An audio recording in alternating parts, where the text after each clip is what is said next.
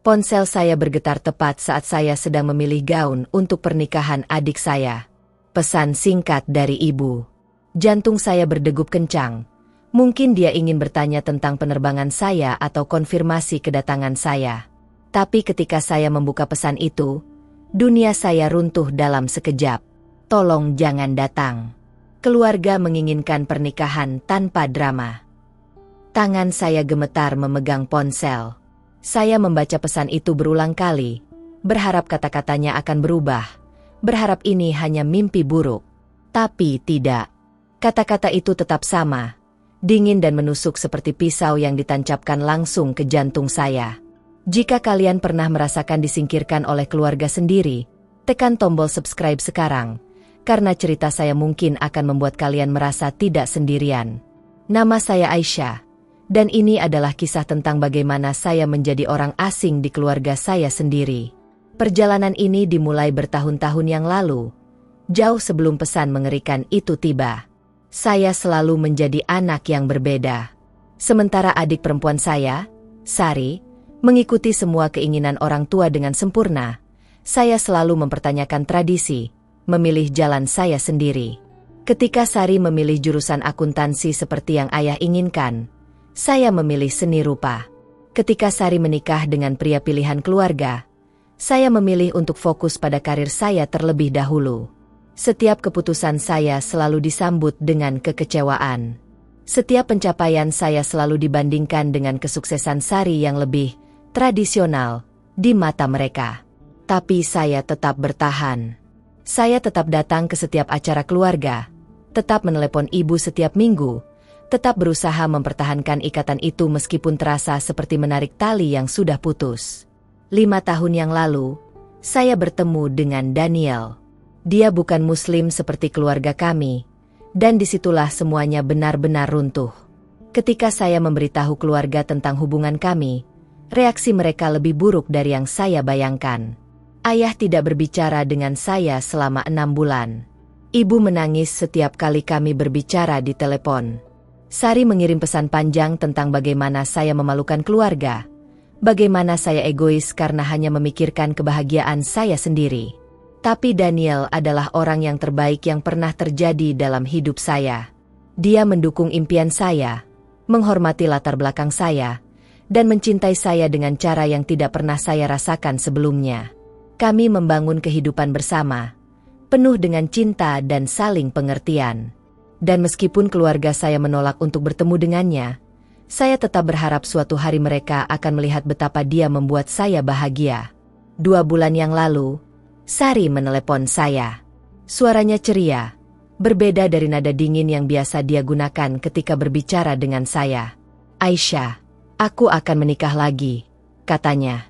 Pernikahan pertamaku dengan Rudy tidak berhasil, tapi sekarang aku menemukan orang yang tepat. Keluarga sangat mendukung. Aku harap kamu bisa datang. Hati saya melompat mendengarnya. Ini adalah kesempatan, pikir saya. Kesempatan untuk kembali, untuk memperbaiki hubungan yang rusak, untuk menunjukkan bahwa saya masih peduli meskipun telah ditolak berkali-kali. Tentu saja aku akan datang, jawab saya dengan suara bergetar karena emosi. Aku sangat bahagia untukmu, Sari. Minggu-minggu berikutnya, saya menghabiskan waktu mempersiapkan semuanya. Saya membeli gaun yang sempurna, kado yang mewah, dan mengatur jadwal kerja saya agar bisa mengambil cuti seminggu penuh. Saya bahkan memesan tiket pesawat kelas bisnis, meskipun harganya menguras tabungan saya, karena saya ingin tiba dengan segar dan siap untuk merayakan momen penting adik saya. Daniel mendukung keputusan saya untuk pergi. Mereka keluargamu, katanya sambil memeluk saya erat. Kamu berhak ada di sana. Dan siapa tahu, mungkin ini adalah awal yang baru. Dia tidak bisa ikut karena pekerjaannya, tapi dia mendorong saya untuk pergi dan membangun kembali jembatan yang telah runtuh. Lalu datanglah pesan itu. Pesan yang mengubah segalanya. Saya duduk di lantai kamar tidur kami, masih memegang ponsel, air mata mengalir tanpa terkendali. Daniel pulang dan menemukan saya dalam keadaan hancur. Dia membaca pesan itu dan wajahnya menjadi merah karena marah.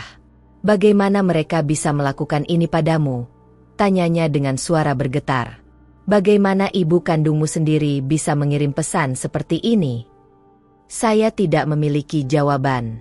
Saya hanya bisa menangis, merasakan setiap luka lama terbuka kembali, setiap penolakan yang pernah saya terima kini bersatu menjadi rasa sakit yang luar biasa. Drama apa yang mereka maksud? Bisik saya. Aku hanya ingin hadir sebagai kakak. Aku bahkan tidak akan membawa Daniel. Aku tahu itu akan membuat mereka tidak nyaman. Aku hanya ingin datang sendiri dan merayakan hari Sari. Tapi rupanya, kehadiranku saja sudah dianggap sebagai drama. Eksistensi saya, pilihan hidup saya, cinta saya, semuanya adalah drama bagi mereka. Saya mencoba menelepon ibu, tapi panggilannya langsung masuk ke voicemail. Saya menelepon ayah, sama.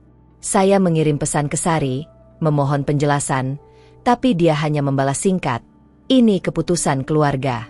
Harap hormati itu." Hormati itu. Mereka meminta saya menghormati keputusan untuk mengasingkan saya dari keluarga saya sendiri. Untuk tidak hadir di hari penting adik saya. Untuk menerima bahwa saya tidak diinginkan.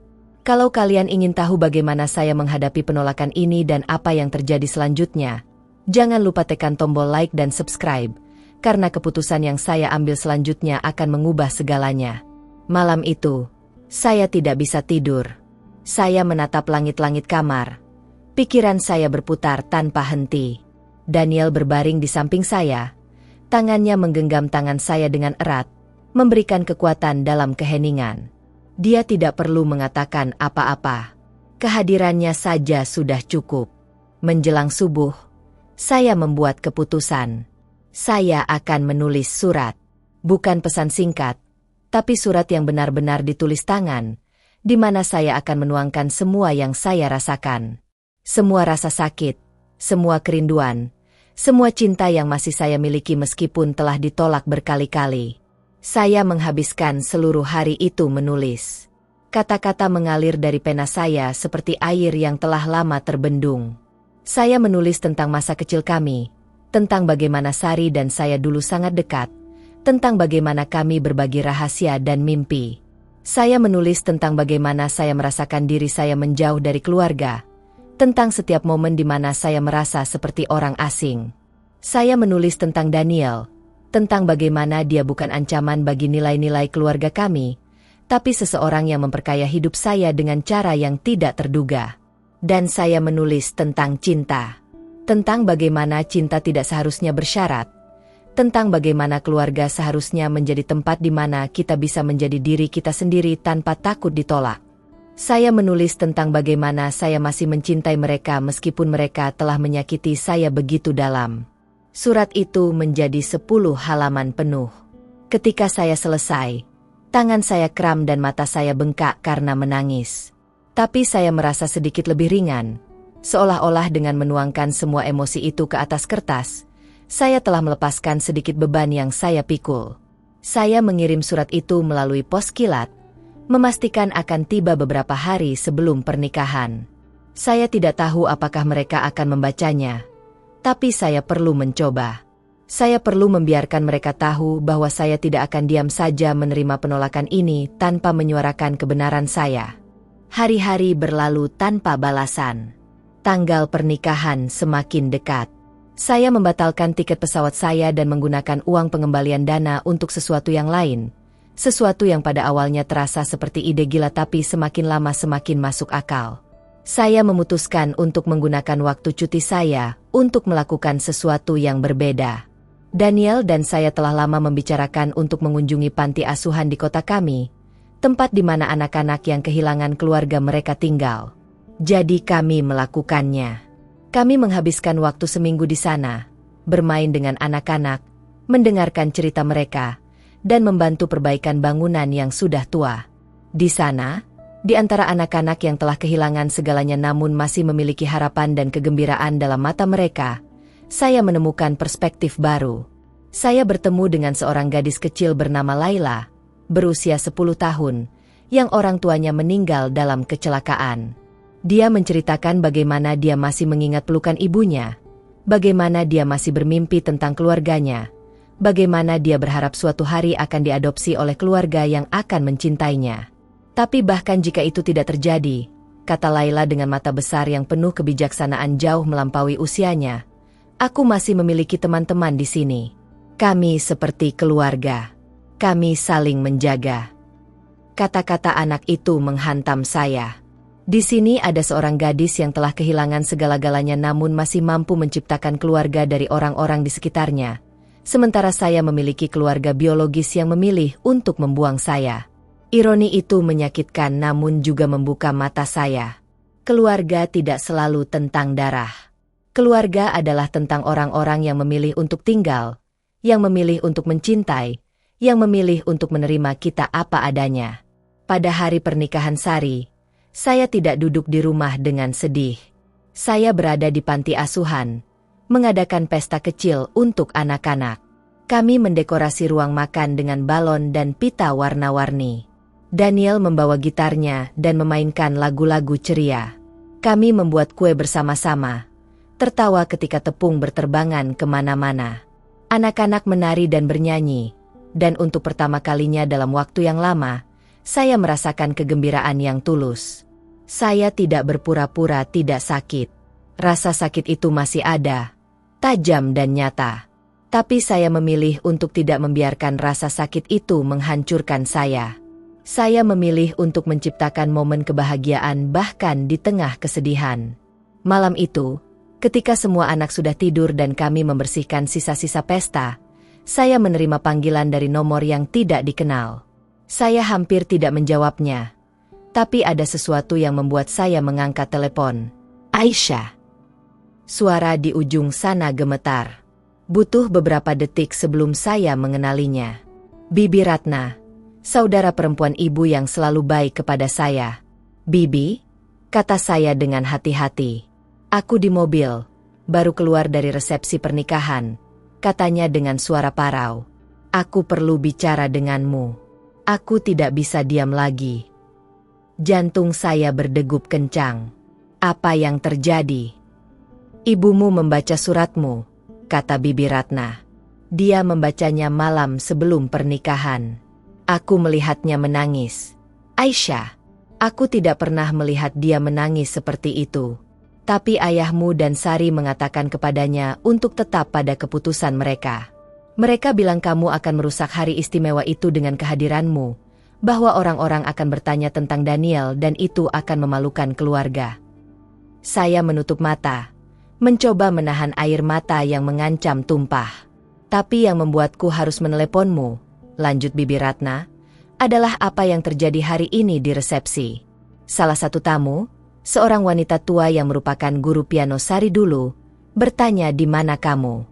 Dia bertanya kenapa kakak perempuan pengantin tidak ada. Dan kamu tahu apa yang dikatakan Sari? Saya menunggu. Jantung saya berdetak sangat keras hingga saya bisa mendengarnya di telinga saya. Dia bilang kamu sibuk dengan kariermu di luar negeri, bahwa kamu tidak bisa datang karena pekerjaan. Dia tersenyum saat mengatakannya.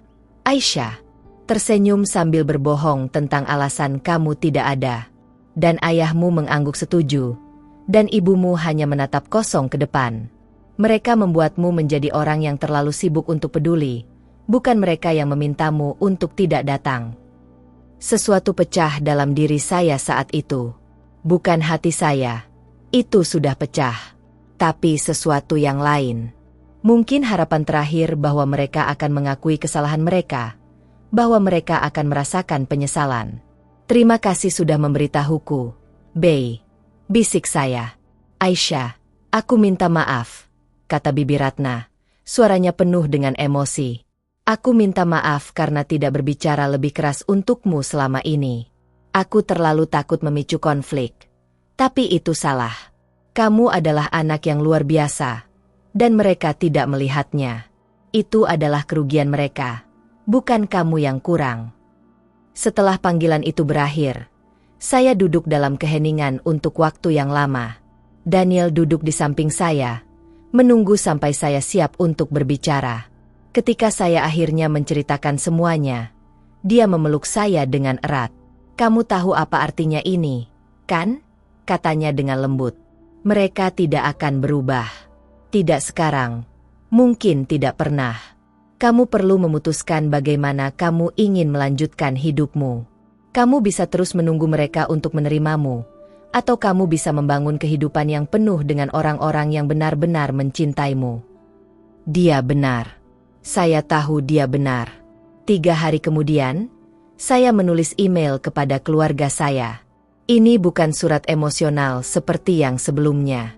Ini adalah pernyataan yang tenang dan jelas tentang batasan saya. Saya menulis bahwa saya tidak akan lagi mengejar hubungan yang tidak diinginkan.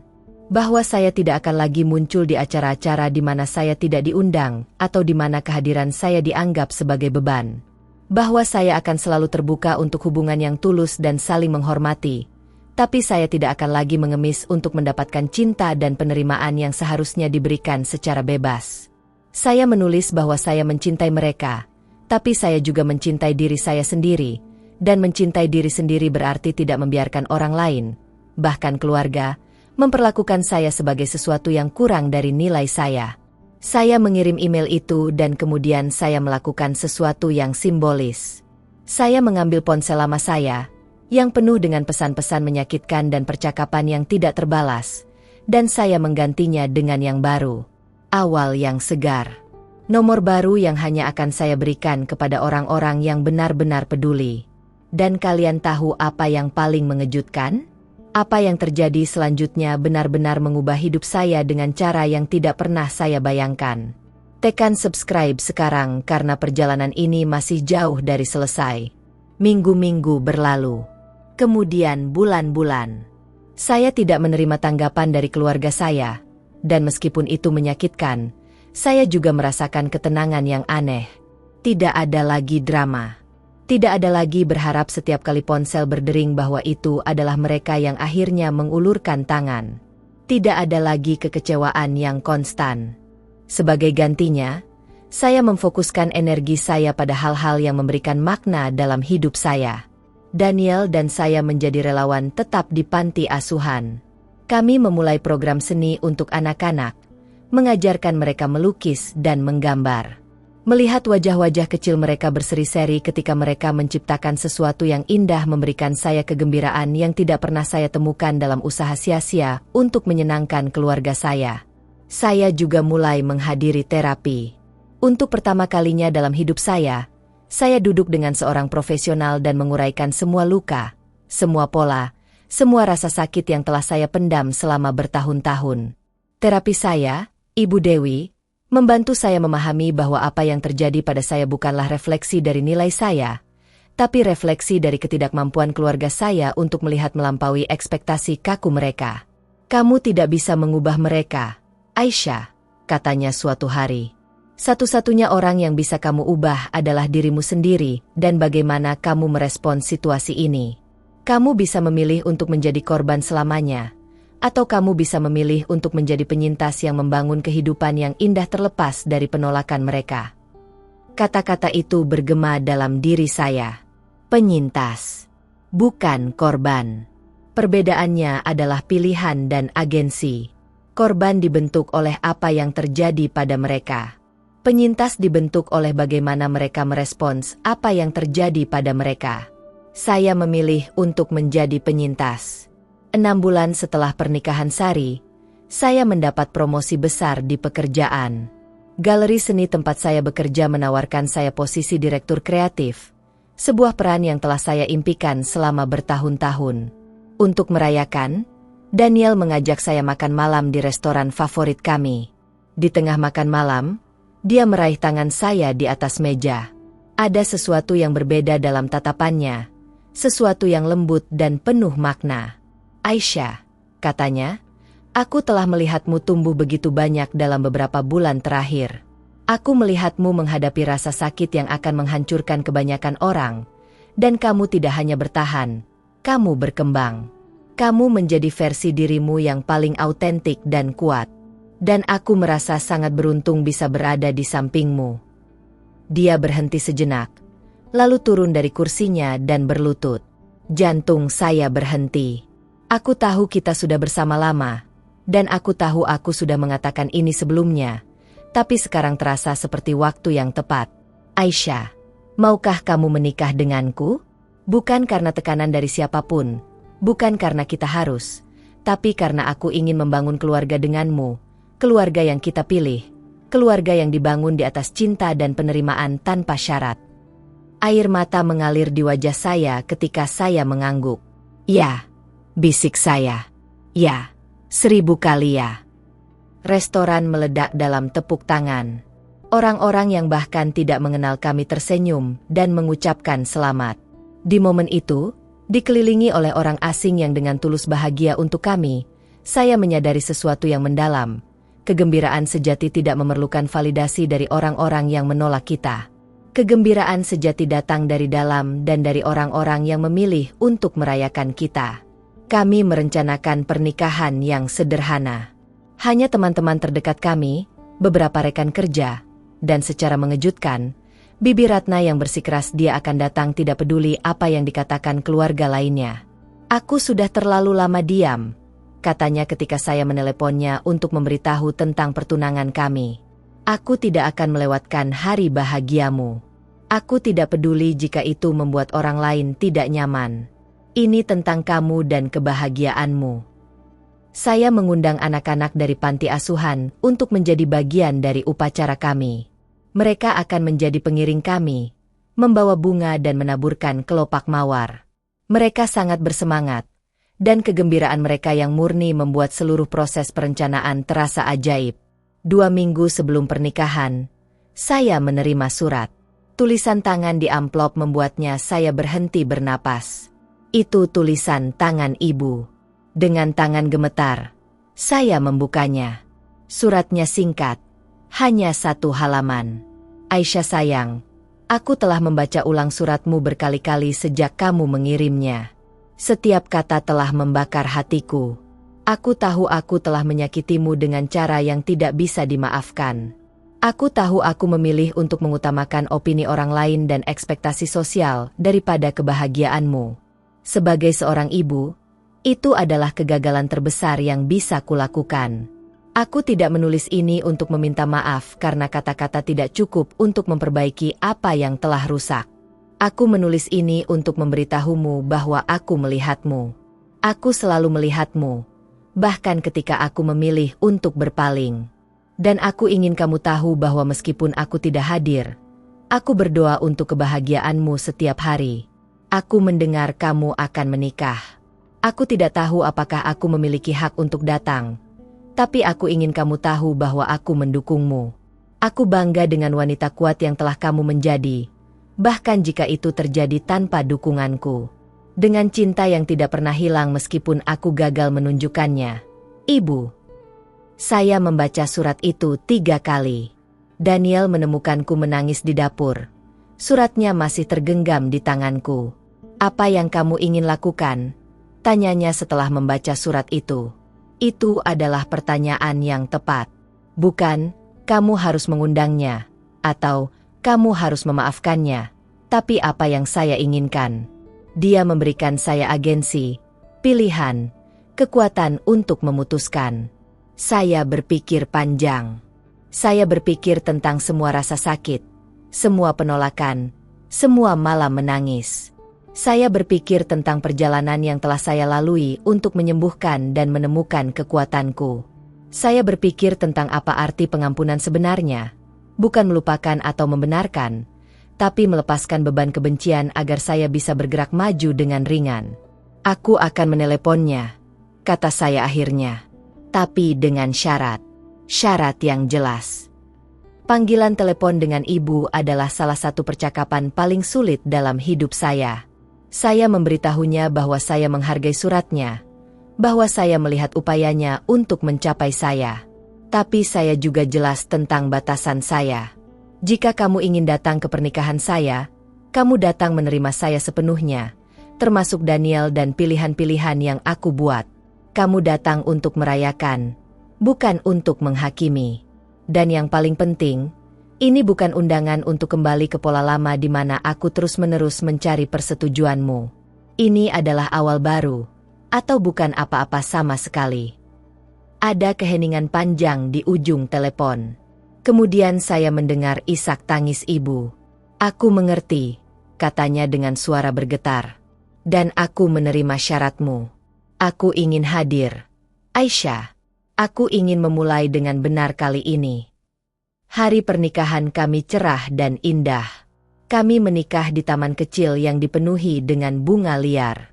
Tidak mewah, tidak besar, tapi sempurna untuk kami. Anak-anak dari panti asuhan mengenakan pakaian khusus yang telah kami sediakan. Wajah mereka berseri-seri dengan kegembiraan. Laila, gadis kecil yang telah mengajariku begitu banyak tentang ketahanan, memegang cincin pernikahan kami dengan bangga. Ketika saya berjalan menyusuri jalan kecil yang dihiasi kelopak bunga, saya melihat ibu berdiri di antara tamu-tamu. Mata kami bertemu, dan saya melihat air mata mengalir di pipinya. Di sampingnya berdiri Bibi Ratna, memegang tangannya dengan erat, memberikan dukungan. Ayah dan Sari tidak datang. Dan meskipun ada bagian dari saya yang merasa sedih tentang itu, saya juga merasakan kedamaian. Saya tidak bisa mengontrol pilihan mereka, tapi saya bisa mengontrol bagaimana saya membiarkan pilihan-pilihan itu mempengaruhi saya. Upacara itu indah dan penuh dengan cinta. Daniel dan saya menulis janji kami sendiri. Ketika tiba giliran saya menatap ke dalam matanya dan berkata, "Kamu mengajariku bahwa keluarga bukan hanya tentang darah, tapi tentang pilihan. Tentang orang-orang yang memilih untuk tinggal ketika yang lain pergi. Aku berjanji untuk selalu memilihmu, untuk membangun rumah di mana cinta tidak bersyarat dan penerimaan adalah fondasi, bukan pengecualian." Ketika kami berciuman sebagai suami istri, anak-anak bersorak kegirangan, dan saya melihat ibu tersenyum melalui air matanya. Itu bukan akhir yang sempurna seperti dalam dongeng, tapi itu nyata dan itu milik saya. Setelah resepsi, ketika matahari terbenam dan lampu-lampu taman mulai berkelip seperti bintang-bintang kecil, ibu mendekati saya. Dia tidak banyak bicara, hanya memeluk saya dengan erat dan berbisik, "Maafkan aku." Dua kata sederhana yang membawa begitu banyak beban. Saya memeluknya kembali, tidak dengan janji bahwa semuanya akan kembali seperti dulu, tapi dengan pengertian bahwa kita berdua sedang belajar, tumbuh, dan mungkin, dengan waktu dan usaha, kita bisa membangun sesuatu yang baru dan lebih sehat.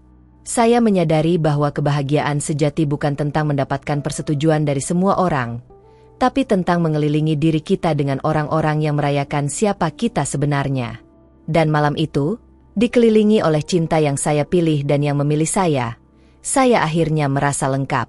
Jika cerita ini menyentuh hati kalian, tolong bagikan dengan orang yang mungkin membutuhkannya. Tekan like dan subscribe untuk lebih banyak kisah yang menginspirasi. Terima kasih telah mendengarkan perjalanan saya.